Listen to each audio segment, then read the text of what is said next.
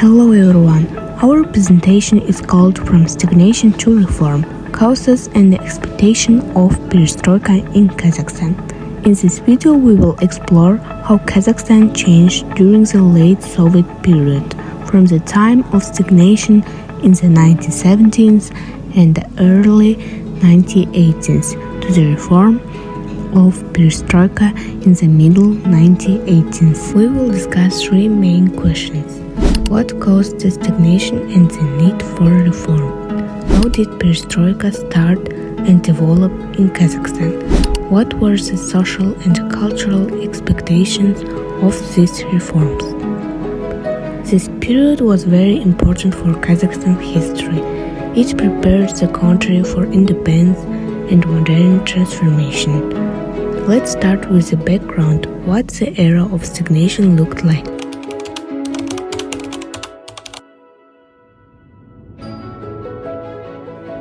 By the early 1980s, the Soviet Union faced both economic and political problems. Meanwhile, in Kazakhstan, the economy depended heavily on Moscow. Factories were outdated, productivity was low, and corruption became common. All the prices were fixed and salaries were low, as well as the shortages of goods which were everywhere within the Soviet Union. As the result, many people started losing faith in the system they are in. Regardless, there was a little freedom. The government maintained strict control over information through censorship. Moreover, the Communist Party controlled everything: politics, culture, and even personal life. As there were one-party rule applied, the Communist Party of the Soviet Union held a monopoly on political power, and independent political activity was not tolerated. When Mikhail Gorbachev came to power in 1985, he announced new reforms, Perestroika and Glasnost, which mean restructuring and openness respectively. These reforms aimed to modernize the economy, reduce bureaucracy, and give people more freedom to speak. During mid-late 1980s, Soviet people witnessed easing censorship restrictions. Government control over media, publications, and information was significantly reduced. Previously forbidden topics, such as past atrocities like the Stalinist purges and the failures of a war in Afghanistan, became open for public discussion.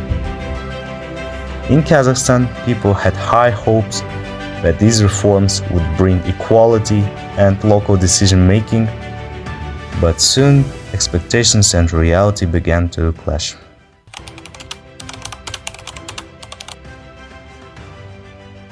Родителей и 13 человек близких родственников я потерял. Они умерли от рака. Мы раньше молчали, нельзя было говорить, а теперь... Спасибо ленинской политике, спасибо Михаилу Горбачеву за то, что теперь у нас есть это право.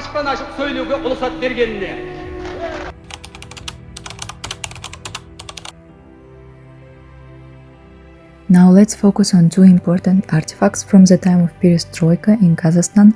The first artifact is the photos of the December 1986 uprising, known as the Желтоқсан events, when Gorbachev replaced the long-time Kazakh leader Dimuhamed Kunayev with Gennady Kolbin, a man from Russia who had no connection to Kazakhstan. Thousands of students and young people went to the streets of Almaty to protest. They wanted justice, national respect, and the right to have their own local leaders. The peaceful protest was met with violence. Many students were arrested, beaten, and even killed. Желтоқсан is now remembered as a step toward Kazakhstan independence and as a reminder of the price people paid for freedom.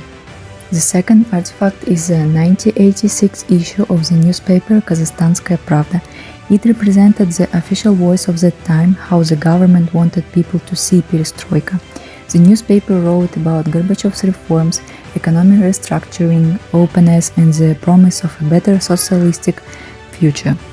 Its tone was very optimistic, encouraging people to believe in modernization and democracy under the Soviet system. However, the newspaper did not report on the Желтоқсан events. At that time, any public discussion of the Желтоқсан events would have been seen as anti-Soviet. Through these artifacts, we can understand how ordinary citizens received only a filtered version of the reality and how difficult it was to speak openly about the truth. These tragic events become a symbol of the national awakening and a turning point for Kazakhstan. These two artifacts, the photos of Желтоқсан events and the newspaper, show the contrast between official propaganda and real life.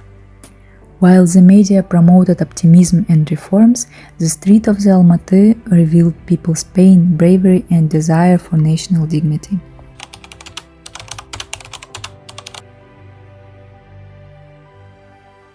В этом постановлении событие названо проявлением казахского национализма. Можно обвинить 5000 людей, 10 тысяч людей и 100 тысяч, но нельзя же обвинить национализм весь казахский народ. Слово «казахский национализм» – это обвинение всему казахскому народу. Поэтому мы обращаемся с просьбой об восстановлении справедливости, снять с народа суровые и незаслуженные обвинения. Казахский народ не раз доказал своей историей, своей кровью верности дружбы народа.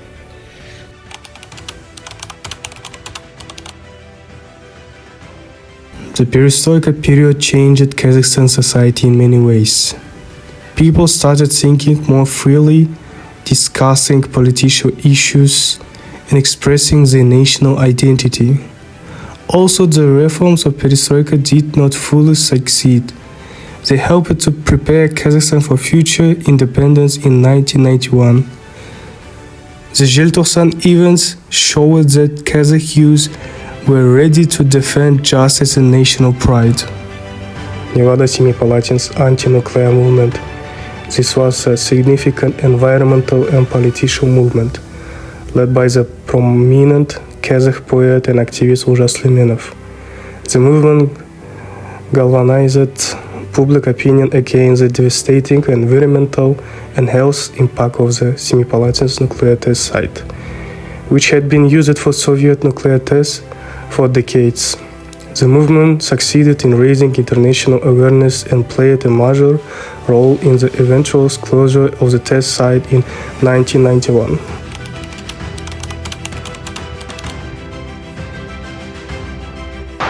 Мы долго молчали, и первый же голос был услышан. И на первый же голос, я вижу, собрался народ сюда.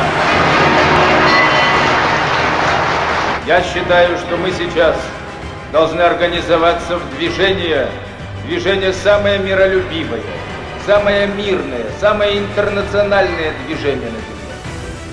Мы назвали это движение «Невада», в надежде, что наши единомышленники в американском штате Невада, которые блокируют атомный полигон, там найдут в нас своих собратьев в победе.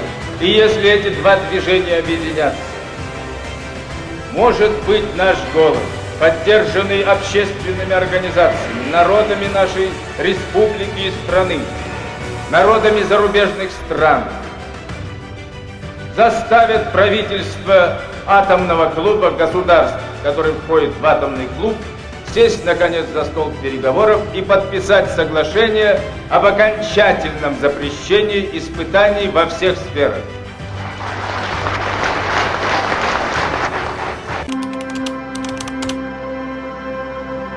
From a historical point of view, Perestroika was not only political reforms, but also a cultural and spiritual turning point. It opened a path for democracy, human rights, and modernization. In conclusion, from stagnation to reform, Kazakhstan's experience during Perestroika teaches us how social change often begins with people's courage to speak and hope for a better future.